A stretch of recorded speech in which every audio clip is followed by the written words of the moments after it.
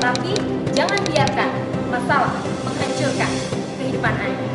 Karena itu saksikan New Life Setiap hari Jumat jam 11 malam. hanya di stasiun kesayangan kita. Hanya di Batam TV. New Life.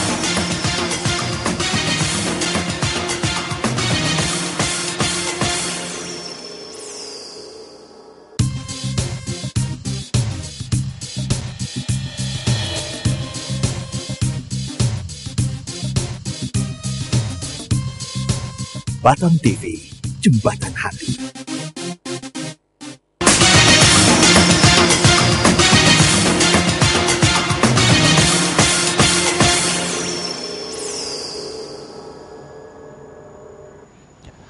Sesuatu yang besar sudah terjadi, sedang terjadi, dan akan terus terjadi. Ya. Selamat malam pemirsa, berjumpa lagi di acara yang pastinya akan merubahkan kehidupan Anda, New Life. Apa kabar pemirsa pada malam hari ini? Kami yakin dan percaya Anda semuanya dalam keadaan yang luar biasa, dahsyat dan mantap. Sebagaimana siaran New Life pada malam hari ini. Betul sekali. Ana, Ya. suasana Valentine masih hangat sekali. Iya kemarin Iya, kan baru ya. kemarin. Ana sendiri gimana merayakan Valentine? Anu nggak dapet coklat, belum punya pacar kok. Oh, Jadi belum nggak punya merayakan pacar, nggak dapet Valentine. coklat, berarti nggak ada acara Valentine ya? Tapi tetap suka cita. Wah, luar Iya. biasa. Kalau Hengki sendiri ngerayain? Sama, nah kita senasib dan Belum punya sepenanggungan pacar ya. juga. Belum punya pacar, nggak dapet coklat, tapi tetap enjoy Ana. Wow, keren Nah, ya. bagaimana dengan pemirsa yang di rumah? Hari kasih sayang, apakah Anda masih mencari gimana sih cara mendapatkan cinta sejati, atau Ya. masih menunggu seorang idaman? Nah, gimana caranya mendapatkan? Jangan lewatkan siaran New Life pada malam hari ini. Iya. Atau mungkin ya pemirsa yang udah punya pacar, Iya. kemarin baru merayakan Valentine. ya, tapi saat Valentine kok kayaknya romantis banget, tapi Heeh. pas udah nggak Valentine kayaknya hubungannya biasa-biasa aja. Kenapa ya bisa seperti itu? Atau yang sudah menikah pun waktu menikah masih romantis sekali. Sekarang sudah berjalan berapa tahun, mulai padam. Cinta itu mulai nggak bersemi seperti Nggak berbunga-bunga lagi ya, waktu waktu pacaran. gitu. Nah, kenapa bisa seperti itu? Bukan secara kebetulan pemirsa menyaksikan siaran New Life pada malam hari ini. Memang siaran ini ada untuk Anda. Karena itu pemirsa jangan lewatkan sedetik pun dari siaran New Life pada malam hari ini, karena kebahagiaan masa depan yang baik dan pengharapan selalu ada untuk kita semua. Nah, pemirsa, malam hari ini kami mengangkat tema Cinta, Cinta, oh cinta. Nah, pemirsa, siaran ini kami kemas secara interaktif, secara langsung. Pemirsa yang mau curhat, yang mau tanya tentang cinta, Ya, cinta betul. sejati, ataupun gimana cara mendapatkan jodoh yang terbaik, pemirsa bisa bertanya, bisa tanya kepada kami ke nomor 0819 081 74 1. Tapi bukan biru jodoh ya, Ya. bukan biru jodoh, tapi bisa konseling, bisa tanya, bisa curhat. Ya, atau buat pemirsa yang memiliki permasalahan apapun di dalam Ya. kehidupan Anda, baik itu masalah pekerjaan, kesehatan, rumah tangga, atau masalah apapun yang Anda rasa tidak ada jalan keluarnya, bukan secara kebetulan Anda menyaksikan siaran New Life pada malam hari ini, Anda bisa curhat kepada kami, menceritakan semua keluh kesah Anda, permasalahan Anda di 0819 081 74 kali 1. Nah, malam hari ini sudah kedatangan narasumber yang tentunya Betul. luar biasa, yang sudah tidak asing buat pemirsa di rumah. Ya. Langsung kita sapa narasumber kita, Ana. Ya. Selamat malam, Mbak Susilo. Selamat malam Heki, selamat malam Ana, selamat malam pemirsa, selamat malam Budita. Oh, Selamat semangat malam. dong. Belum Tumben waktunya, keibuannya. belum Oh ya, oke. Selamat malam Bu Dita. Selamat malam Anda, selamat malam Hengki, selamat Malam. malam juga Bang Selamat malam, Susilo, Bu. selamat malam pemirsa yang ada di rumah. Ya. Gimana Gimana kabarnya? kabarnya? Tentu saja luar biasa, dahsyat dan mantap. Wow, kompak. Ya, Nah, Valentine sudah masih siaran hangat ini. berapa tahun masa nggak kompak-kompak kita, aduh. Pak Susilo, Ya. ini Valentine masih hangat ini. Ya. Ada sesuatu yang mau diceritakan Valentine kemarin gimana, Pak Susilo? Saya sih Romantis ya, Pak? every day is Valentine Day. Wah, cie. Yang artinya, Yang artinya. Buah jeruk manis rasanya. Bu Rita gimana Valentine? Asik? boleh nggak ngopi jawabannya? Nggak boleh tambah ya, nggak boleh hidup ya. Nah, malam hari ini kenapa mengangkat tema cinta? Ya. Oh, cinta. Cinta oh cinta ini sangat menarik. Kalau kita lihat Valentine kemarin saja, saya agak heran kenapa orang-orang menjadi mendadak romantis pada hari Valentine gitu kan. Kenapa, Pak? Dan saya ngomong sama istri saya, kita ngobrol dan memang kami pergi nonton sih. Pergi nonton bukan karena hari Valentine, memang sudah lama di set mau nonton gak bisa-bisa nonton film tentang Batam gitu kan ya. Jadi ya udah kita pergi nonton ya, kita jalan dan kami melihat keunikan bahwa ada orang tiba-tiba beli bunga yang harganya berapa langsung melejit harganya. Tukang jual bunga laris dan mengungkapkan cinta hanya di hari Valentine. Menurut saya terlalu sekali, Pak ya. terlalu sayang hidup ini kalau hanya di hari Valentine kita menyatakan cinta. Padahal cinta itu bisa dinikmati setiap hari, setiap saat, dan kita benar-benar bisa merasakan keindahan cinta dalam hidup kita. Ada 365 hari dalam setahun. Betul. Kalau hanya dirayakan cintanya hanya 1 hari aja, terus yang 364-nya pada kemana? Ngerayain apa kan gitu kan, ngerayain pertengkaran kali ya. Enggak, makanya seharusnya kenikmatan cinta, keindahan hidup itu bisa dirasakan setiap hari.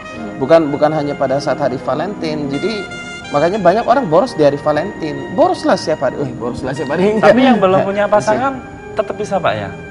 Loh, bisa, karena cinta itu kan bukan hanya cinta kepada pasangan, cinta kepada orang tua, cinta kepada saudara, cinta kepada teman, sahabat gitu kan. Bukan berarti hanya dengan pasangan, kan ada berapa macam cinta kan gitu ya. Tapi memang kalau yang spesial buat pasangan gitu kan ya. Jadi yang belum sabarnya ya. Yang belum punya pasangan ya ya enaknya diapain yang belum punya pasangan? Dipasangkan. Ya, kan ada beberapa penyebab orang belum punya pasangan. Pertama karena kayaknya memang kayaknya nggak enak. Karena memang standarnya yang terlalu tinggi, gitu kan? Oke.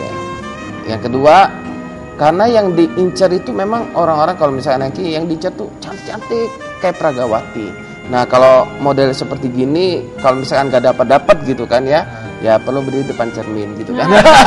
Cermin kok. Tidak apa-apa ini. Contoh Pak itu. Contoh ya. Oke. Terus ada orang yang memang tidak mendapatkan pasangan karena luka hati, karena melihat latar belakang keluarga yang kok suami istri bertengkar terus dan berbagai macam. Makanya kita membahas topik cinta ini karena di sana terdapat sejuta cerita dan kita melihat banyak orang mengejar cinta tapi yang didapatkan bukan cinta yang sejati. Ada sesuatu yang lain yang didapatkan, bahkan kekecewaan, amarah, kejengkelan yang didapatkan. Tapi ada orang yang benar-benar menemukan cinta sejatinya sehingga dia benar-benar menikmati hidup, menikmati surga di bumi ini, bahasa kasarnya begitu. Ya. Kalau ngomong masalah cinta nih kan nggak pernah ada habisnya ya. Ya. Emang kalau misalnya di zaman sekarang ini, apalagi di tahun 2013, emang masih adakah cinta sejati itu? Nah, kalau cinta monyet saya tahu ada. Kalau cinta sejati, cinta buta monyet. Iya, kalau cinta sejati tentu saja ada. Nah, gitu. Nah, pertanyaan selanjutnya adalah bagaimana cara menemukannya, kan gitu kan? Ya. Nah, cara menemukan cinta sejati sih paling penting yang terutama adalah kita harus merasakan cinta dulu gitu. Betul. Karena apa? Tidak akan mungkin ada orang yang bisa memberikan cinta kalau dia sendiri tidak memiliki gitu loh. Kayak saya misalnya gini, saya nggak mungkin bisa ngasih duit ke Anda kalau saya nggak punya duit, kan gitu ya. Nah, sama juga halnya gitu loh. Kalau saya tidak bahagia, bagaimana mungkin saya bisa membuat pasangan saya bahagia? Kalau saya tidak memiliki cinta, bagaimana mungkin saya bisa memberikan cinta kepada orang lain gitu. Nah, dari mana kita dapatkan sumber cinta itu? Sumber cinta itu adalah dari Tuhan gitu. Jadi yang paling utama adalah diri kita sendiri harus sudah merasakan sumber cinta sejati itu, yaitu Tuhan sendiri gitu. Nah, kemudian setelah kita sudah merasakan cinta sejati itu, kita dengan pertolongan dari Tuhan, kita juga mencari pasangan yang juga sudah merasakan cintanya Tuhan gitu. Nah, supaya bisa match nih. Kalau enggak nanti sedih. Itu namanya kita kitanya sudah merasakan cintanya Tuhan, tetapi kalau kita dapat pasangan yang belum merasakan cintanya Tuhan, itu bisa mengalami bertepuk sebelah tangan gitu. Karena biasanya orang yang belum merasakan cinta, belum memiliki cinta di dalam hatinya, dia akan berfokus untuk memuaskan dirinya, mencari cinta itu sampai kemana-mana gitu loh. Termasuk pasangannya sendiri pun akan bagaimana caranya supaya dituntut bagaimana caranya supaya bisa memuaskan kebutuhan cintanya itu, seperti itu.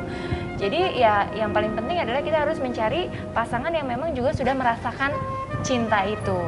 Nah, yang repot kalau sudah terlanjur nikah Ternyata baru nyadar kalau itu salah milih. Nah, itu dia. Gimana tuh Pak? Gimana, Heng? Gimana Anda? Ya gimana? Oke. Ya. Gimana Lanjut. cara mendapatkan cinta sejati itu sendiri, Pak? Ya, seperti yang tadi Budi katakan, pasti cinta sejati itu ketemu kalau misalkan kita sumbernya dapat tuntunan dari Tuhan. Betul, ya. Tanpa tuntunan dari Tuhan kita nggak akan bisa menemukan cinta sejati. Dan ingat, walaupun kita sudah menemukan cinta sejati, yang tadi Budi katakan, kita kan nggak boleh berpusat pada diri sendiri. Kita harus mengerti bagaimana cara memupuk cinta. Bagaimana mengenali kepribadian pasangan, bagaimana mengenali tabiat pasangan gitu, sehingga kita bisa masuk, sehingga menyenangkan hatinya dia. Karena masing-masing orang ini kan diciptakan Tuhan kan secara unik. Ya. Jadi kita akan menemukan style untuk bagaimana menyatakan cinta kepada pasangan kita, bagaimana pasangan kita merespon cinta dan sebaliknya. Nah, itu harus kita temukan. Kalau kita nggak temukan di sana dalam kita membangun sebuah hubungan, makanya terjadi kegagalan demi kegagalan. Itu memupuk cinta, Pak ya? Ya, betul. Semakin dipupuk seperti bunga ya semakin Betul sekali. Dan sebetulnya Indah, Pak. kalau mau jujur ya, nggak semua orang itu menerima ekspresi cinta atau bisa merasakan cinta dari pasangannya dengan menerima hal-hal yang sifatnya generik. Dalam artian semua orang, kalau sekarang ini kan kayak tren ya. Tren tuh kalau Valentine misalnya atau menyatakan cinta itu nyatakan dengan bunga misalnya, atau nyatakan dengan coklat misalnya. Itu sebenarnya itu tidak berlaku buat semua orang, betul nggak Pak? Ada orang-orang tertentu yang dikasih coklat biasa-biasa aja tuh, atau malah dikasih coklat, aduh kok coklat sih, takut gemuk apa segala macam. Atau dia dikasih bunga, dia mikir sayang banget sih nih duit, bisa nggak sih diuangkan aja? Bunga deposito gitu ya. Nah, itu maksud saya gitu, Budita tuh nolak bunga. Jadi yang daripada dijadikan bunga seperti itu misalnya kayak gitu. Jadi maksud saya kadang kita latah, kita ngelihat orang seperti ini menyatakan cintanya, terus kita mau ikut-ikutan gitu loh. Padahal tidak mesti menyatakan cinta, tidak mesti dengan memberikan treatment atau memberikan hal-hal yang sifatnya umum dilakukan oleh semua orang. Jadi ya seperti tadi Pak Susilo katakan, kita caranya gimana? Kita pupuk cinta gitu loh, dengan kita mengetahui apa sih sebenarnya yang menjadi kebutuhan dasar dari pasangan kita gitu loh, selain bunga dan coklat. Yang menarik, menyatakan cinta nggak harus boros. Betul. Itu dulu. Karena kalau Valentine orang keluar ratusan ribu atau bahkan sampai jutaan untuk menyatakan cinta. Wah, kalau itu dilakukan tiap hari kan jadi repot tuh. Sehari 1 juta, sebulan 30 juta gitu kan ya. Atau sehari 200.000, sebulan sudah 6 juta gitu kan. Nah, makanya menyatakan cinta tuh, ungkapan cinta tuh harus berasal dari dalam hati. Nggak bisa hanya tampilan luarnya saja yang kita poles. Orang yang misalkan saya mengungkapkan cinta kepada istri saya bisa merasakan apakah saya ini benar-benar mengungkapkan cinta atau gombal atau sebuah topeng gitu. Wanita tuh pasti bisa merasakan. Demikian pula sebaliknya. Makanya kalau mau ungkapkan cinta dari hati ke hati. Masih ingat berarti Pak ya sama istri dulu Pak ya mengungkapkan cinta Pak? Masih ingat dong. Wah, tahu gitu dipanggil Pak istrinya Pak, suruh ngulang. Oh, enggak boleh. Enggak boleh, enggak ada siaran ulang. Karena di Samarinda saya mengungkapkan cinta, kan nggak mungkin saya ke Samarinda siaran Batam TV. Kayaknya lebih pas harusnya ibu ada di sini. Iya, ungkapkan cinta. Dia nonton kok Bu. Ada di depan. Iya. Ya ini, kalau misalnya mantan pacar sudah menikah dengan orang lain, lalu kita merasa bahwa mantan pacar kita itu adalah cinta sejati kita. Nah, apa yang harus kita lakukan? Apa kita harus terus menunggu atau apa yang harus kita lakukan? Nah, ini yang sangat menarik yang saya ingin bahas secara khusus. Saya ingin katakan begini, cinta itu melibatkan pikiran, perasaan, dan keinginan kita. Ya.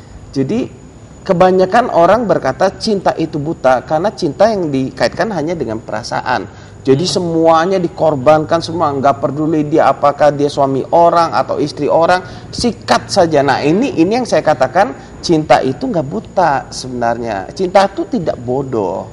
Cinta itu masih berada di bawah kendalinya Tuhan yang memiliki norma-norma atau nilai-nilai hidup yang benar. Kalau misalkan kita berkata, oh aku mencintai dia, padahal dia istrinya orang, lalu kita berkata itu cinta sejati kita yang bodoh gitu loh. Jangan biarkan diri kita dipermainkan oleh hal-hal yang bodoh itu, yang saya beri tanda petik. Misalkan kita lihat, oh pasangan kita ini pemabuk, cowoknya pemabuk, kemudian suka main judi, kasar, main tangan, lalu tapi memang tuh cowok perhatian banget. Nanya sudah makan belum, kadang kasih bunga, romantis, cuman dia kasar, mabuk, main judi gitu kan. Lalu kita tetap mau dia menjadi cinta sejati kita mau dia menjadi pasangan kita. Ya kalau saya pribadi saya nggak akan mau, saya tidak akan menyarankan orang untuk berbuat seperti itu. Karena apa? Ingat, cinta itu bukan hanya sesaat. Kan wanita kan kelemahannya kan di telinga ya.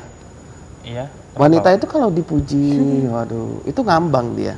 Makanya ditutup hubungan ini sebenarnya kaki Budita bisa ngambang, kaki Anda bisa ngambang itu kan.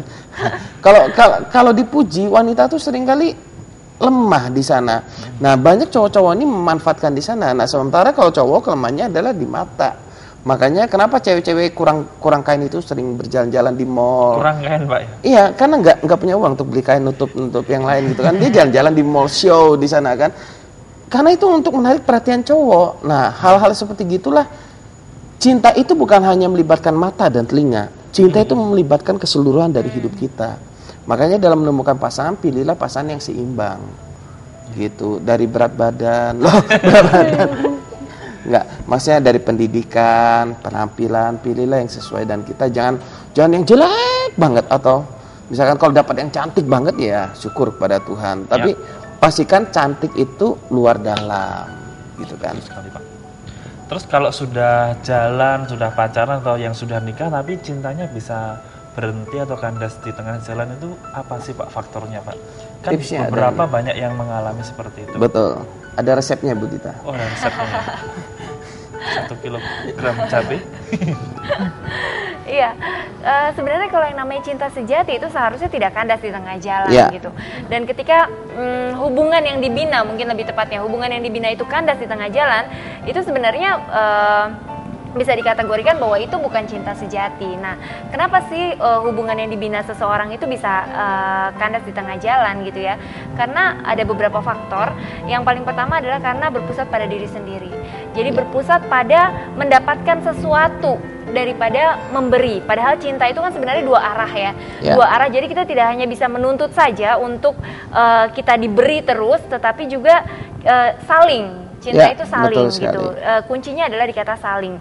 Nah, sementara banyak dari saat ini yang mengatasnamakan cinta, padahal sebenarnya adalah sebuah keegoisan karena di dalamnya berisi tuntutan-tuntutan meminta pasangannya untuk bisa sempurna, sementara dianya sendiri mengatakan bahwa dia tidak sempurna. Karena aku tidak sempurna, maka aku membutuhkan seorang yang sempurna, yang bisa menjadi pendamping hidupku, misalnya seperti itu. Itu adalah berpusat pada diri sendiri, menuntut pasangan supaya bisa memahami dia. Padahal bagaimana mungkin kita bisa menemukan seseorang yang sempurna kalau kitanya saja tidak sempurna, kan seperti itu namanya manusia ya. Pasti ada ketidaksempurnaan. Nah, bisa jadi juga karena bertepuk sebelah tangan. Itu tadi ya, berpusat pada diri sendiri, dia bertepuk sebelah tangan, maksudnya dia yang mencintai, tetapi orang yang dicintai mungkin tidak mencintai dia kembali gitu. Itu juga membuat cinta bisa kandas di tengah jalan. Kemudian alasan lain, karena belum mengenal pribadi pasangan dengan baik. Nah, ini kan sebenarnya ada beberapa tipe kepribadian dalam diri manusia ya. Ada orang yang stabil, ada yang cermat, ada yang intim, ada yang dominan seperti paling hafal. Jadi ada beberapa tipe kepribadian dan bisa kombinasi di antaranya gitu. Nah, kalau kita nggak mengenali tipe kepribadian pasangan, seringkali kita terkecoh dan salah dalam menghadapi pasangan di situasi-situasi yang sulit. Karena masing-masing tipe kepribadian ini sebenarnya ada berbagai macam cara pelampiasan atau penyelesaian konflik di dalam pribadinya sendiri, seperti itu. Nah, jadi kalau nggak mengenali itu juga bisa mengakibatkan hubungan yang dibina menjadi kandas, seperti itu. Atau penyebab yang terakhir, karena cintanya belum dipupuk. Sebenarnya nggak cuma tanaman yang butuh pupuk gitu, cinta juga perlu dipupuk. Nah, itu dengerin itu. Pupuk pakai apa, Bu? Nah, itu dia mau saya tanya, beli di mana pupuknya kan? Nah. Saya mau pupuk lah besok. Mau beli pupuknya ya? Gak bisa, belum ada pasangan, gak bisa dipupuk masih. Gimana sih cara memupuk cinta? Membangun komunikasi yang intim dengan pasangan, maksudnya saling terbuka, menceritakan apa adanya, Menyediakan waktu menyediakan khusus. waktu luang untuk pasangan, lepaskan segala macam asumsi, karena seringkali yang menyebabkan sebuah pasangan itu retak kadang-kadang juga karena asumsi. Seharusnya dia tahu, saling seandainya. berasumsi. Perempuan kan gengsi, harusnya laki-laki tahu dong. Kita tuh nggak mau, kita nggak mungkin ngomong kalau kita tuh suka sesuatu, tapi kan mestinya dia Ngerti kasih kita dong. lah. Seperti itu. Sekarang Padahal- nggak usah gengsi, Bu, SMS aja. Padahal laki-laki kan juga bukan paranormal ya Pak ya. Nah, itu dia. Seperti itu. Jadi ya perlu dipupuk, menyediakan waktu-waktu khusus seperti tadi Pak Susilo katakan. Hilangkan asumsi. Iya, menghilangkan asumsi, tingkatkan komunikasi, luangkan waktu untuk selalu bersama ya, untuk mempererat komunikasi pacaran. itu. Iya, Iya. walaupun Walaupun sudah menikah punya anak. sekian tahun, ya tetap harus meluangkan waktu untuk berdua bersama-sama supaya menghangatkan kembali. Itu kan kalau yang udah punya pasangan, kalau yang Iya. belum punya pasangan terus naksir seseorang apakah harus dipupuk juga? Enggak usah. Oh, kalau naksir belum, nah. Kan Oh, belum kirain udah jadian. dipupuk. kan belum Kalau itu baru jadian. mau ditanam, nah. Belum, Itu nah. baru mau ditanam, masih Sabar. benih. Kelihatannya ada yang ditaksir, Bu. Oh ya. Ya, saya ingin menambahkan begini, banyak orang mengharapkan cinta sejati. Saya akan beritahu ciri cinta sejati saja Iya. terlebih dahulu. Yang pertama, cinta sejati itu pasti menerima apa adanya, Betul. Ya. bukan karena ada apanya. Kalau dia ada rumah, ada mobil, baru saya mencintai dia mencintai saya. Enggak, apa adanya gitu ya. Walaupun ada kekurangan ya Pak ya. Betul, Nah, kekurangan, tapi seringkali orang kelebihan. mengatakan gini Pak, saya tahu dia punya kebiasaan buruk, misalnya seperti yang tadi Bapak katakan, berjudi, mabuk-mabukan, itu kelemahan dia, saya bisa menerima itu dia, saya bisa menerima dia apa adanya. Bagaimana menurut Bapak? Kelemahan begini, banyak orang menyatakan perbuatan errornya dengan mengartikan itu sebuah Sebagai kelemahan. Itu bukan kelemahan, Bu. Iya. Kalau kelemahan, misalkan kekurangan dari penampilan, itu memang diciptakan dari sononya, gitu kan ya. Iya. Kebiasaan tradisi orang tua mendidik kita, itu harus pencocokan, Iya. gitu kan. Ya kadang ada kekurangannya, masakannya kurang selera dengan kita, ya diterima kan gitu. Keluarga Kebiasaan, keluarga sederhana, bukan dari keluarga yang berada atau dari keluarga yang berada pun harus Iya. belajar menerima apa adanya gitu loh. Tetapi bukan berarti menjadi pembenaran. Menjadi untuk pembenaran, bukan. Perbuatan-perbuatannya yang salah. Betul. Iya. Kalau perbuatan yang salah ya salah, makanya Iya. kita jangan, kalau Anda punya hati untuk membimbing orang, kalau menurut saya jangan dijadikan pacar untuk membimbing orang. Kalau mau bimbing orang, ya bimbing sampai orang itu pulih, sudah pulih, baru Anda mau bangun hubungan ya nggak ada masalah. Tapi seringkali orang menjerumuskan dirinya, aku pasti tuntun dia untuk keluar dari narkoba. Nah, padahal akhirnya dia sendiri yang terlibat dalam narkoba. Kenapa? Salah dalam cara berpikir. Kalau orang tuh memang mau sembuh, pastikan dia punya komitmen yang sembuh, biarkan dia sembuh dulu, baru nanti dipikirkan selanjutnya. Berarti pastikan pulih dulu gitu Pak ya. Pulih. Kenapa? Ingat, kita mau membangun hubungan yang untuk jangka panjang, bukan saat ini. Ya. Nah, hubungan jangka panjang itu, cinta yang sejati itu hanya bisa ditemukan oleh pada orang-orang yang sudah pulih dari luka hati, Ya. pulih dari pergaulan yang rusak gitu. Baru bisa benar-benar menikmati cinta sejati. Makanya menerima apa adanya. Yang kedua, cinta sejati itu memberikan yang terbaik, bukan menuntut. Seperti tadi. Memberi yang terbaik, yang pokoknya yang dia pikirkan adalah bagaimana pasangannya supaya bahagia. Itu yang ada dalam pikiran orang yang memiliki cinta sejati, bukan bagaimana supaya aku bahagia, tapi yang dipikirkan bagaimana supaya pasangannya bahagia. Kalau ini ada menerima apa adanya dan kita memberikan yang terbaik pada pasangan kita, saya yakin banget bahwa pasangan kita tuh akan merespon dengan hal yang sama. Kita jangan menuntut orang untuk memberikan yang terbaik pada kita, tapi bagian kita lakukan dulu, berikan yang terbaik buat pasangan kita. Nanti akan ada respon balik yang, makanya saya percaya bahwa untuk merubah seseorang nggak bisa dengan penghukuman, ancaman, nggak bisa. Tapi memberikan kasih yang melimpah kepada seseorang itu akan membantu orang itu mengalami pemulihan. Ya. Ya. Ya, lalu kalau misalnya orang tua bercerai, kita bisa melihat contoh cinta sejati itu dari mana kalau orang tua sudah bercerai? Kan nggak bisa lagi. Begini, cinta sejati itu kan kita lihat sumbernya dari mana? Dari Tuhan. Ya. Berarti salah satu cara untuk mendapatkan sumber cinta sejati adalah ketemu dan sumbernya.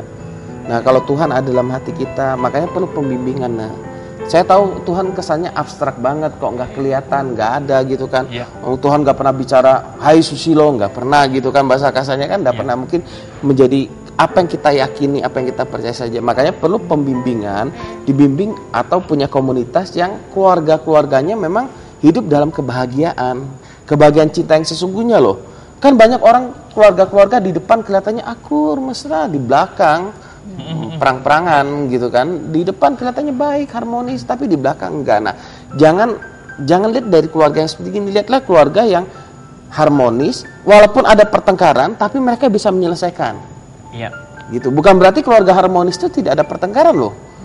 Garis bawain dulu, bukan berarti kita berkata cinta sejati itu tidak ada pertengkaran. Pasti ada. Justru di sanalah terjadi pencocokan, di sanalah fungsinya cinta. Betul. Pertengkaran muncul, cinta muncul lebih besar. Kalau cintanya jauh lebih besar, cinta sejati itu kan sangat besar nih. Ya. Muncul, dia akan menutupi semua kelemahan pertengkaran yang ada dengan cinta, sehingga pertengkaran itu tidak terlalu berarti. Luar biasa. Iya. Nggak tahu kalau Bu Dita perang dingin sudah pernah, Bu? Oh, perang panas rupanya. Iya. Di bawah matahari. Panas dulu. Oh, gitu. Ya, Pak, ini oke. ada SMS Pak sebelum ke pesan perubahan. Assalamualaikum, waalaikumsalam.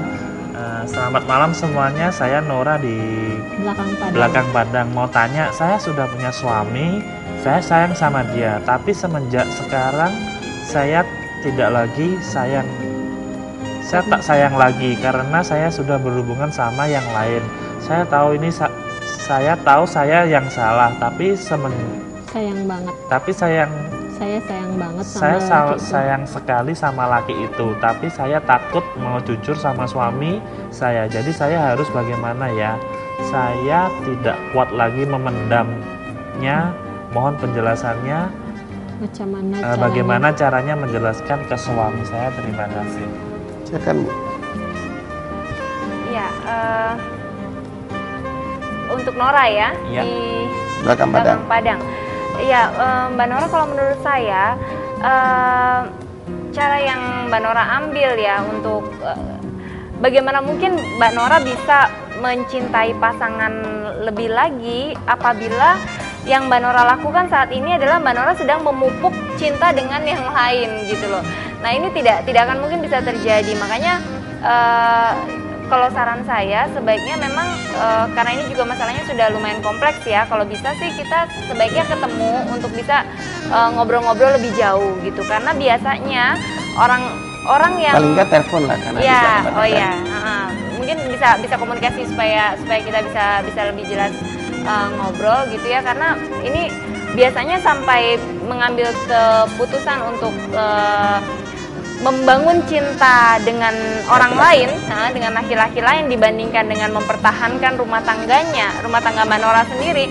Ini pasti ada alasan-alasan di balik itu gitu loh. Nah, alasan-alasan inilah yang mungkin sebaiknya kita diskusikan dulu bersama-sama gitu. Kita cari tahu akar permasalahannya di mana, seperti itu. Ya, memang buat Nora hidup ini keputusan ya. Iya. Kalau Anda sudah menikah dan Anda membangun hubungan dengan orang lain, itu keputusan Anda. Betul.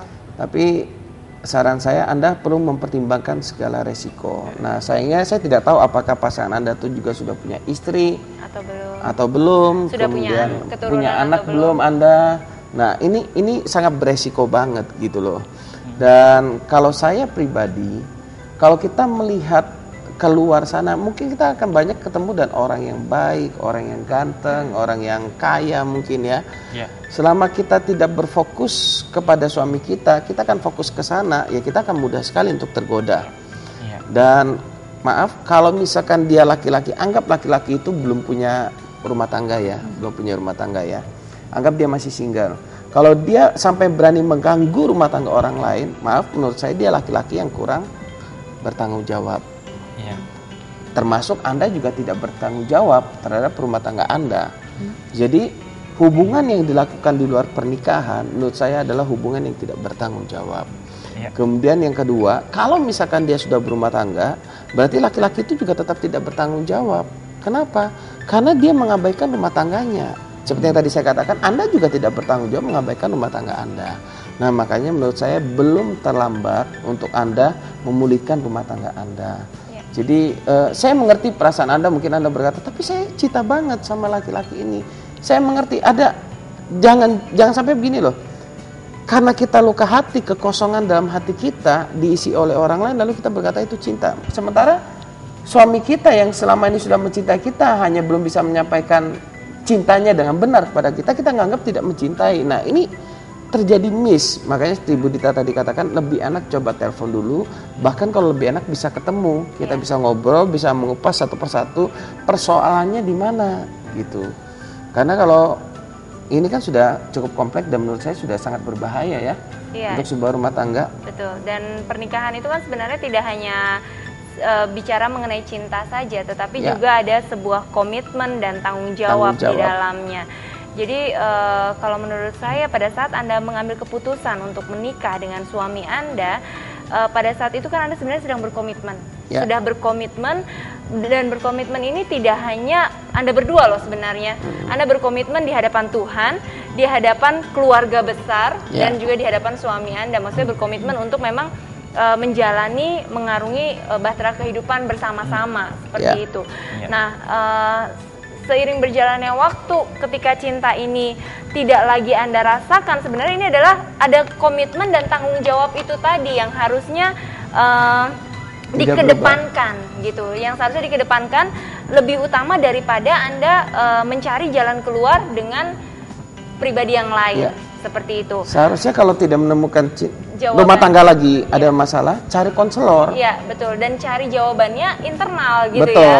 Bukan ke pihak luar untuk masuk dalam. Betul, karena bagaimana mungkin Anda membangun sebuah janji yang baru dengan pasangan Anda yang baru, misalnya dengan Anda mengingkari janji Anda yang lama. Betul, seperti yang Pak Susilo katakan. Janji yang mau Anda bangun di atas ingkar itu pada akhirnya juga tidak memiliki fondasi yang kuat, dan akhirnya justru kalau menurut saya ini sebuah kengerian kalau Anda lanjutkan di masa yang akan datang. Hanya menyimpan bom waktu saja. Seperti itu. Ya, semakin seru dan SMS-nya semakin nanti kita bacakan, tapi kita saksikan pesan perubahan yang sesaat ini. Ya pemirsa, kita saksikan pesan perubahan yang berikut ini. Ya, tetaplah bersama kami pemirsa dan jangan kemana-mana.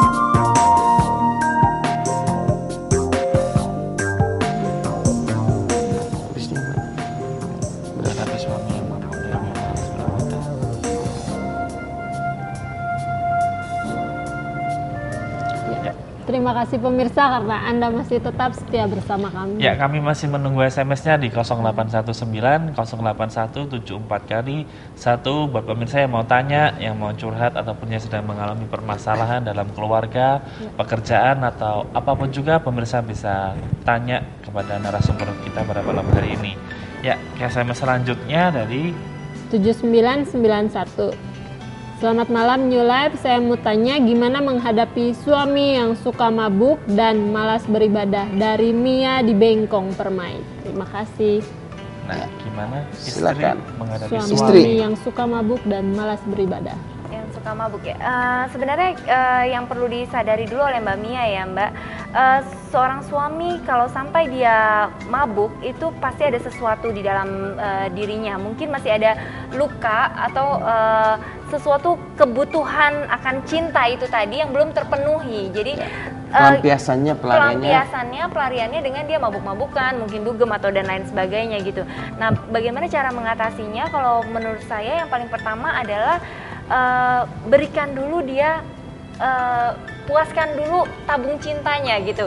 Berikan cinta, berikan perhatian, bawa dia untuk bisa merasakan sumber cinta yang sejati, yaitu Tuhan.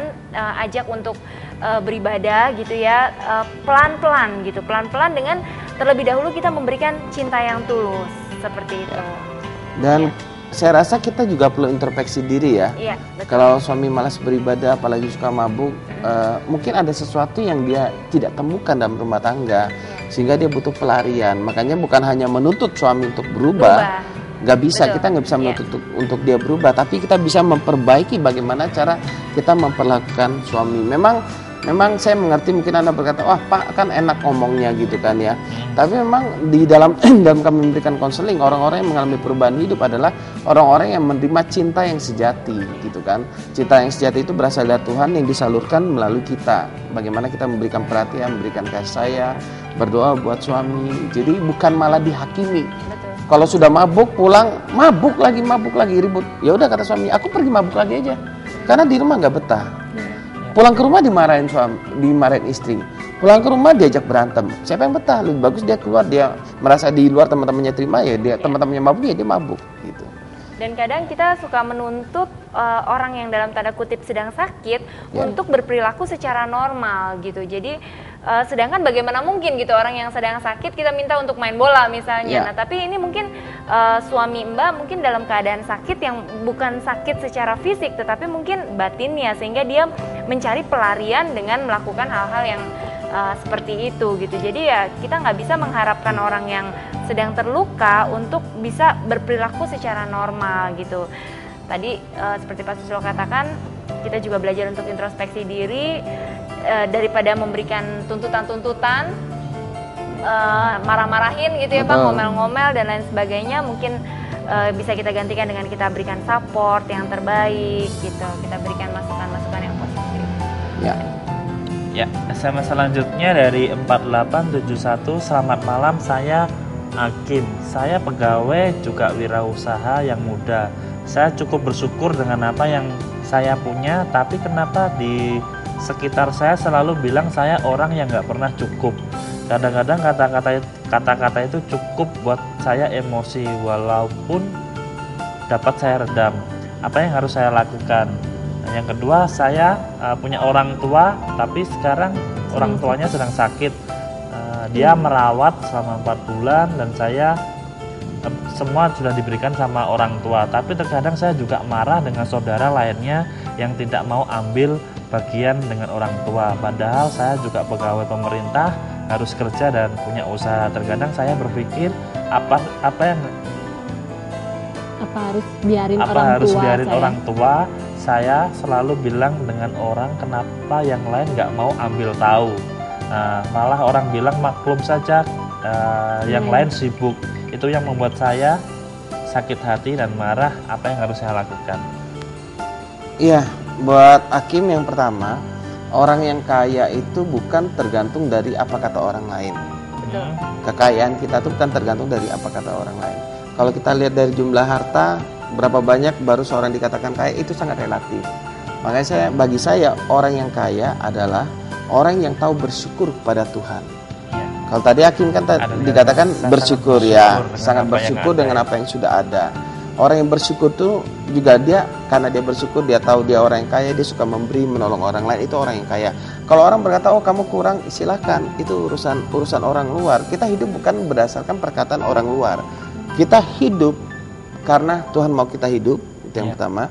Yang kedua, kita hidup supaya kita berarti bagi orang lain. Apalagi dia bisa merawat orang tuanya yang lagi sakit, itu luar biasa Pak ya. Menurut saya itu anugerah malah. Jadi kenapa itu dijadikan beban? Itu anugerah kalau kita bisa merawat orang tua kita dan baik, kita bisa menjaganya, sekalipun keluarga lain yang mengabaikan itu. Saudaranya nggak mau peduli ya Pak. Ya, dan ingat nanti itu akan diikuti, jejak Anda itu akan diikuti oleh anak-anak Anda. Wow. Kenapa dia kan anak Anda melihat, dulu mamaku ngelawat neneknya waktu mereka besar, itu tanpa Anda sadari itu menanamkan nilai yang benar dalam psikologis bawah sadar anak Anda dalam keluarga Anda. Orang boleh ngomong Anda bodoh karena Anda mau jaga orang tua sendiri, terserah orang ngomong apa. Yang penting Anda punya value yang benar. Betul. Bahwa merawat orang tua itu anugerah. gitu kan. Iya. Dulu kita lahir dari orang tua kita dibesarkan, diberi makan, mereka nggak pernah mengeluh tuh. Waktu kita kecil nggak mau makan, mungkin bubur kita ludahkan, kita pui gitu kan, lalu kita nangis, kita gulung-gulung, mereka nggak mengeluh. Mereka sangat menyayangi kita, mereka nggak, aduh anak papa gini ya, nakal ya anak papa, malah dicanda-candain. Ya. Nah, waktu orang tua kita berlaku seperti anak-anak kembali, mari kita juga perlakukan mereka seperti waktu orang tua kita baik sama kita gitu loh. Ya. Sekalipun orang tua kita jahat, kita tetap bisa menanamkan nilai yang baik. Makanya buat Hakim, anugerah bagi Anda jika Anda bisa merawat orang tua Anda. Tidak semua orang bisa mengalami itu. Suatu saat mungkin pihak keluarga lain akan menyesal. Kenapa waktu orang tua Anda sudah dipanggil Tuhan, Anda bersyukur kepada Tuhan bahwa Anda diberikan kesempatan merawat. Yang lain akan menyesal dan menangis dan berkata, kenapa kok aku nggak bisa ngerawat dia? Sudah, itu sudah terlambat. Selama Anda masih bisa lakukan yang terbaik. Itu anugerah. Itu anugerah, Pak ya. Iya, dan Hakim juga bisa melihat bahwa saudara-saudaranya, Hakim merasa bahwa saudara-saudaranya itu melakukan yang tidak baik gitu ya terhadap orang tuanya. Nah, kalau Hakim terus kemudian ikut-ikutan atau kemudian memberi tetapi dengan berat hati, dengan bersungguh-sungguh dengan protes, atau dikatakan tadi, apakah orang tua saya tidak saya rawat aja, dibiarkan iya, nah aja. kalau Hakim memilih jalan seperti itu, bukankah juga nantinya Hakim akan menjadi sama dengan sama jahatnya dengan kakak-kakak yang lainnya gitu. Jadi perbuatan baik kita tidak selalu disikapi dengan baik dan tidak selalu orang-orang di sekeliling kita merespon dengan baik. Tetapi bagaimanapun tetaplah berbuat baik. Gitu. Jangan sampai reaksi orang-orang yang ada di sekeliling kita membuat kita menjadi berubah esensinya gitu loh. Tadinya kita aslinya orang baik, ya tetaplah menjadi orang baik apapun reaksi atau respon orang-orang yang ada di sekeliling kita. Jangan sampai merubah esensi kita menjadi kemudian ikut-ikutan. Seperti itu. SMS selanjutnya dari 9492. Mau curhat, saya seorang ibu yang selalu gigih bekerja apapun yang bisa menghasilkan uang buat keutuhan keluarga. Suami pun luar biasa banting tulang, tapi apa? Hutang tidak kunjung habis karena hasil kerja ada aja kebutuhan yang harus diselesaikan. Kadang berpikir kalau Tuhan tidak adil, beban hidup terus menggunung. Apa solusinya? Ya, Bu. Banyak orang mengalami masalah dan berkata, Tuhan kau ada di mana? Tuhan mengapa kau tidak adil dan segala macam. Itu karena kita menjadikan Tuhan, dan tanda petik ya, menjadikan Tuhan alat untuk memuaskan keinginan kita. Kita beribadah supaya Tuhan memberikan kita hidup yang sejahtera. Bukan itu sebenarnya. Kita ada buat Tuhan, bukan Tuhan ada buat kita. Itu yang pertama. Yang kedua, kalau ibu mengalami problem keuangan, ibu ada 3 prinsip dalam keuangan: menerima, mengelola, dan memberi. Nah, banyak orang pandai menerima tapi nggak bisa mengelola. Nah, kalau kita nggak bisa mengelola, ya walaupun penghasilan ibu berapa ratus juta, pasti akan terlilit utang. Kenapa? Karena mengelolanya kurang terus. Makanya tadi saya katakan kaya itu relatif. Ada orang yang merasa ada orang yang punya uang miliaran tapi merasa kurang. Bagi saya itu adalah orang yang miskin. Nah, bagaimana Anda mengelola? Anda harus bisa membedakan mana yang kebutuhan, mana yang keinginan terlebih dahulu. Jadi dari kebutuhan dan keinginan Anda bisa mengatur prioritas dalam keuangan Anda. Kalau Anda nggak bisa membedakan mana kebutuhan, mana keinginan, maka keuangan Anda pasti jebol. Dan saran saya buat Anda yang terlilit utang, jangan pernah berutang lagi, apalagi untuk makan. Itu nggak boleh, itu prinsip.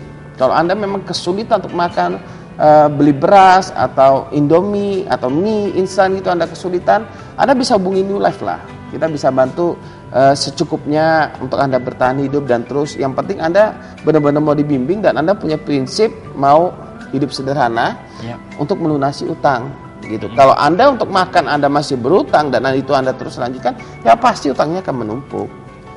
Ya, makanya mengelola itu harus Anda tingkatkan. Kencangkan ikat pinggang, atur kebutuhan, atur keinginan.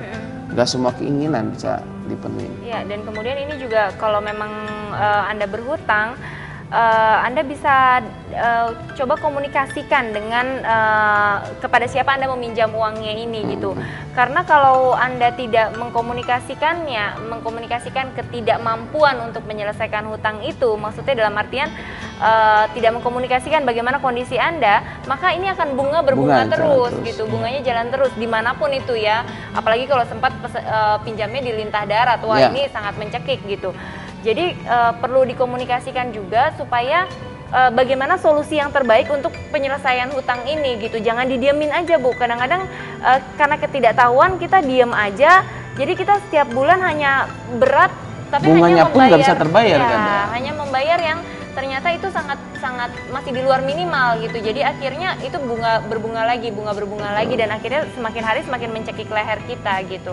Jadi ditemuin aja Bu ininya, kepada siapa Ibu berhutang, coba Ibu catat satu persatu, kemudian Ibu temui, Ibu sampaikan bahwa Ibu punya itikat baik untuk menyelesaikan hutang ini, tetapi dengan negosiasi dalam artian waktunya, dan kemudian juga bagaimana supaya hutang pokoknya saja yang Ibu selesaikan, bukan bunga berbunganya itu. Ya. Ya, SMS selanjutnya dari 7015, selamat malam, saya Dea di Nagoya. Bagaimana cara mengembalikan rasa percaya pada suami yang telah 2 kali mengkhianati kita? Suami main dengan perempuan lain tanpa sepengetahuan saya, tetapi Tuhan menunjukkan lewat penyakit kelamin yang didapatkannya. Nah, sekarang rasa percaya saya pada suami berkurang dan selalu curiga. Rasanya jadi hambar kepada suami. Nah, ini gimana? Dari Ibu Dia. Iya, Bu, sebenarnya saya tahu ini pasti berat banget ya. Saya sebagai wanita juga, kalau saya ada di posisi Ibu, saya sangat percaya bahwa ini bukan situasi yang mudah untuk Ibu alami, apalagi sudah tidak hanya sekali gitu disakiti, dilukai gitu. Tetapi Bu, bagaimanapun keputusan untuk mengampuni itu adalah satu-satunya solusi Bu, karena kalau kita terus-menerus memendam rasa sakit hati, terus-menerus memendam rasa marah, rasa kebencian kita terhadap suami kita, sebenarnya pribadi atau orang yang pertama yang paling merasakan akibatnya atau yang paling dirugikan adalah diri Ibu sendiri Bu. Survei sudah membuktikan bahwa jika kita memendam amarah selama 5 menit saja, itu sudah mengurangi kekebalan tubuh kita selama 6 jam. Begitu banyak sakit penyakit yang bisa datang menggerogoti tubuh kita ketika kita memutuskan untuk menyimpan amarah atau dendam kepada orang lain. Ini survei medis yang membuktikan. Jadi bukan hanya sekedar omong kosong gitu, tetapi memang ini sudah fakta dan sudah terbukti. Jadi lepaskan pengampunan Bu, karena sadarilah bagaimanapun kita juga manusia biasa, kadang kitanya sendiri juga punya kekurangan gitu, kitanya juga punya kelemahan. Ya mungkin Ibu juga mungkin bisa aja Ibu berkata ya enak aja gitu ya ngomong karena nggak mengalami. Memang mungkin saya tidak ada di posisi yang seperti Ibu alami saat ini, tetapi percayalah bahwa mengampuni adalah satu-satunya jalan untuk Ibu bisa keluar dari masalah Ibu. Kemudian yang kedua, belajarlah untuk introspeksi diri Bu. Ketika suami sampai berselingkuh gitu ya, ketika sebuah rumah tangga ini gagal, sebenarnya rumah tangga ini kan terdiri dari 2 pribadi yang saling mencintai dan saling berkomitmen untuk membangun sebuah rumah tangga. Nah, ketika terjadi suatu keretakan di dalam rumah tangga, sebenarnya ini kesalahan tidak hanya diakibatkan oleh kesalahan satu pihak saja, tetapi ini juga melibatkan kedua belah pihak. Jadi ada baiknya Ibu juga introspeksi diri. Saya rasa sih mungkin agak sulit ya kita mau jelaskan secara detail kalau melalui acara TV karena waktunya terbatas dan begitu banyak hal mungkin yang saya belum tahu tentang Ibu. Bisa jadi saya nanti salah mengira begitu ya. Mungkin ada baiknya sih kalau kita bisa ngobrol langsung, bisa ketemu langsung supaya bisa dialog lebih enak Bu. Ya, dan bisa menghubungi di nomor yang sama dan semua layanan free ya. Iya. Mau bertemu dengan narasumber pun bisa. Boleh. Free semuanya ya. Boleh, semua free, tidak ada biaya sampai kapanpun. Sampai kapanpun Pak. Dan Bu, buat saya sebagai seorang suami, kalau rumah tangga saya itu harmonis, indah, untuk saya berpikir untuk selingkuh, itu saya bodoh. Saya tidak mungkin seorang suami yang benar-benar merasakan cinta sejati dalam rumah tangganya, dia nggak mungkin mau selingkuh. Dia tidak mungkin terpikir untuk selingkuh, apalagi menyakiti hati pasangannya, menyakiti hati istri. Nah, kalau seperti yang tadi Bu Dita katakan, kalau sampai seorang suami itu selingkuh, oke, mungkin Ibu bisa bilang, ya itu memang tabiatnya buruk dari sana dan segala macam. Tapi bagi saya, dia tidak mendapatkan cinta yang sejati di dalam rumah. Kalau dia mendapatkan cinta sejati, dia nggak akan selingkuh. Sekalipun ada yang menggoda cewek cantik. SMS SMS selanjutnya dari 2627. Malam Mbak, bagaimana ya jika kita mempunyai pasangan yang kita nggak cintai, padahal kita sudah termakan budi sama dia? Tolong kasih jalan keluarnya, terima kasih. Jadi nggak mencintai pasangannya karena termakan budi. Ya. Ya, sayangnya ini tidak disebutkan apakah sudah menikah atau belum. Kalau belum menikah, jawaban saya simpel saja, akhiri gitu. Untuk apa kita membangun sebuah hubungan jika kita tidak mencintai orang itu gitu. Jangan karena kita merasa kita berhutang budi kemudian pada akhirnya kita harus membalasnya dengan body gitu. Enggak. Tidak harus seperti itu gitu. Ya kalau Anda merasa hutang budi sama dia, ya kalau dia berbuat baik ya balaslah dengan perbuatan baik. Tetapi kalau Anda berpura-pura untuk mencintai hanya untuk membalas budinya, justru yang ada Anda bukan membalas budinya dengan kebaikan, tetapi justru Anda sedang melakukan kejahatan dengan yang bersangkutan karena Anda sedang memanipulasi gitu, pura-pura mencintai padahal sebenarnya Anda tidak mencintai. Nah, tetapi kondisinya berubah, kondisinya tidak bisa disamakan ketika Anda sudah menikah. Apabila sudah menikah kan komitmen sudah dilakukan ya, sudah menyampaikan bahwa saling berkomitmen, saling berjanji untuk hidup bersama begitu. Nah, pada saat Anda sudah menikah, maka Anda harus bertanggung jawab atas keputusan yang Anda ambil gitu. Nah, bagaimana solusinya kalau kemudian sudah terlanjur menikah? Ya, Anda bisa belajar untuk mencintai, belajar untuk memupuk cinta itu. Ya. Seperti itu. Saya cuma ingin menekankan gini, kalau ada seseorang yang baik kepada saya, dia kasih saya uang yang banyak sampai ratusan juta atau miliaran mungkin, saya percaya itu bukan karena orang itu, tapi ada Tuhan di atasnya yang memakai orang itu untuk memberikan rezeki atau berkat dalam hidup saya. Nah itu yang sehingga kita tidak terjebak dengan utang budi. Bukan berarti kita nggak tahu balas budi, bukan. Percayalah sumbernya adalah Tuhan. Jadi kita menghormati orang itu karena dia dipakai oleh Tuhan, kita menghargai, tapi bukan berarti kita harus menyerahkan segala-galanya gitu. Ya. Dan kalaupun memang membalas, sebenarnya bentuk balasannya bisa juga dengan memberikan kejujuran. Kebaikan kita juga dengan orang-orang yang lain seperti itu. Dengan memberikan kejujuran, keterbukaan kepada dia, saya rasa dia lebih menghargai daripada Anda berpura-pura, mungkin terpaksa mencintai dia. Kalau saya punya pasangan saya terpaksa mencintai saya karena utang budi, saya pasti nggak mau. Ya. SMS selanjutnya dari 3267. Assalamualaikum. Waalaikumsalam. Saya Diana di Balau. Saya punya pacar berbeda agama, tapi kami saling cinta. Hubungan kami hampir jalan 3 tahun. Saya pengen nikah, tapi karena berbeda keyakinan, saya pusing juga. Mohon solusinya. Ya, buat Diana, itulah risiko dari orang yang berpacaran beda agama. Nah, makanya kami sendiri tidak pernah menyarankan orang yang berbeda agama untuk melanjutkan. Ada yang berkata, ya udah yang penting dia masuk agama saya. Saya mau beritahu jangan pindah agama hanya karena pacar. Karena itu tidak menjadi fondasi yang kuat dalam hidupnya. Kalau saya sampai pindah agama karena pacar, berarti saya lebih mementingkan pacar saya daripada Tuhan. Itu sama aja tidak memiliki fondasi yang kuat dalam hidupnya.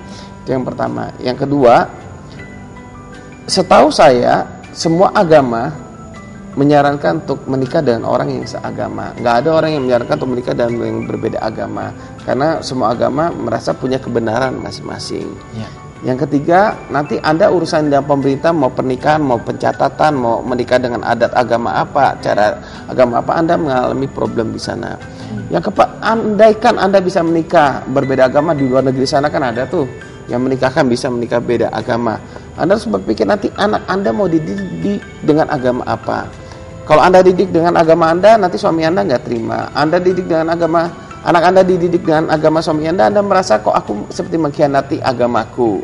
Dan seterusnya terjadi keruwetan-keruwetan. Misalkan yang satu beribadah sendirian di hari A, yang satunya beribadah sendirian di hari B misalkan.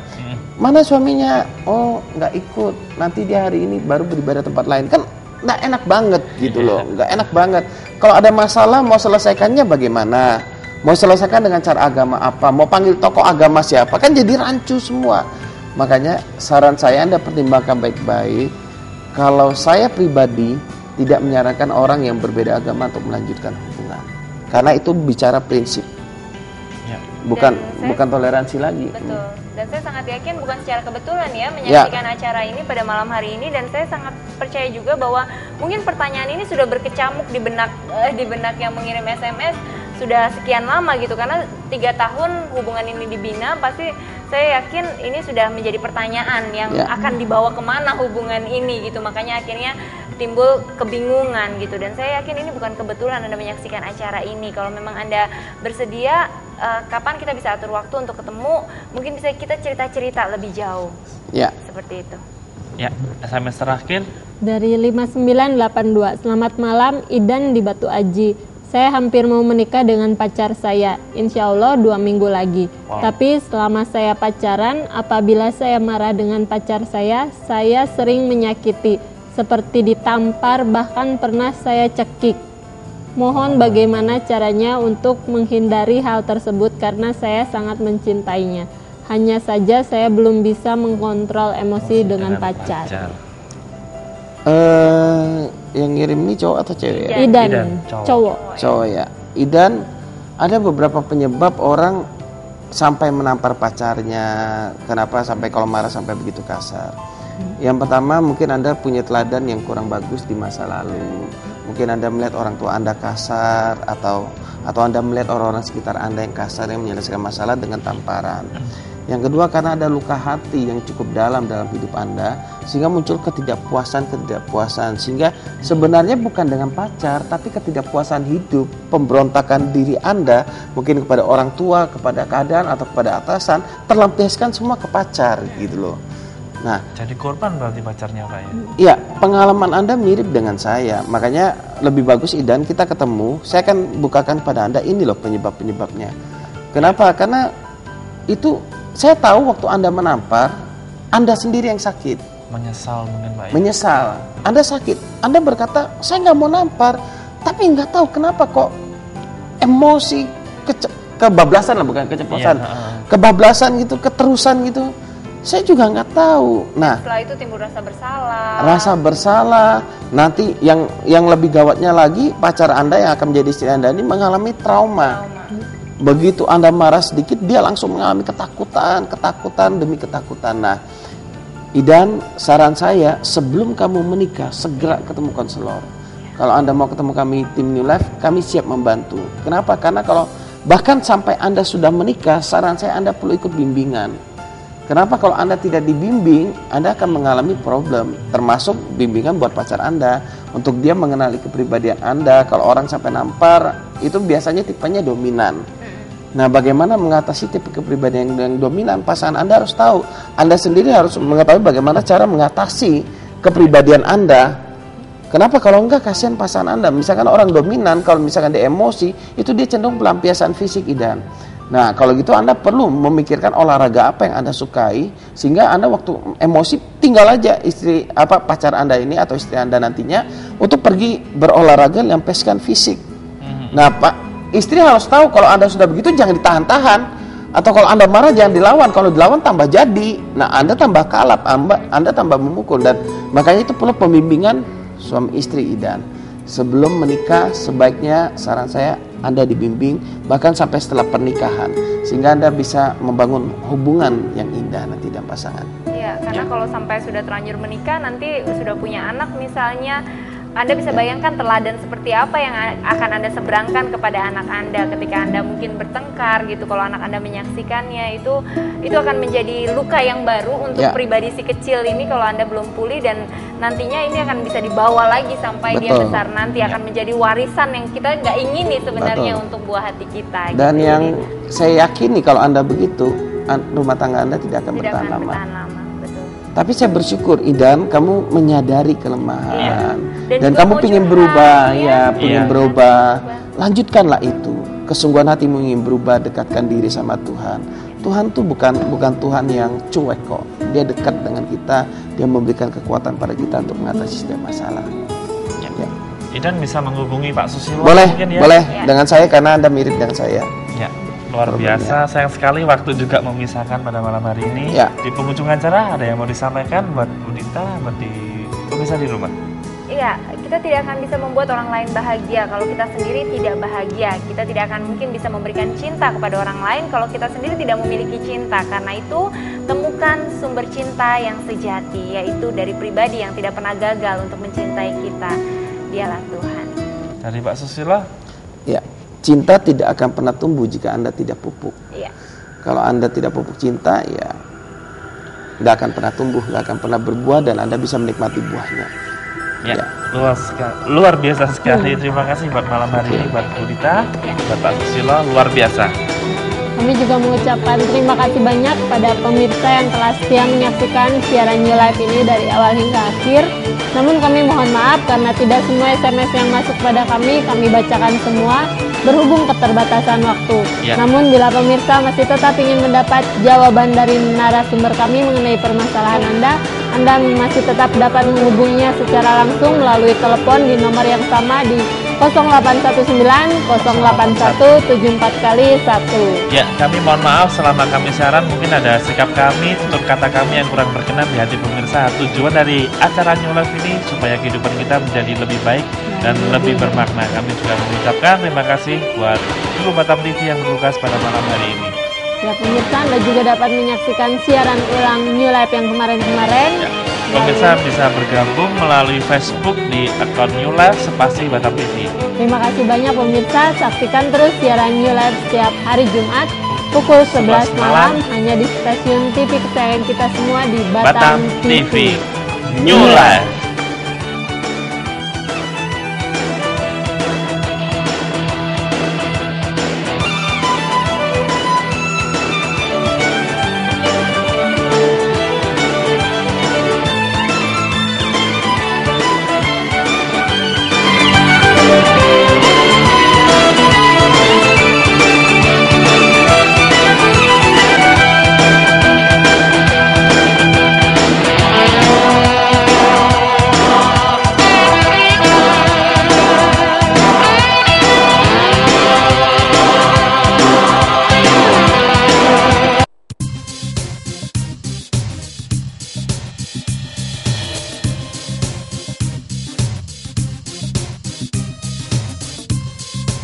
Batam TV, Jembatan Hati.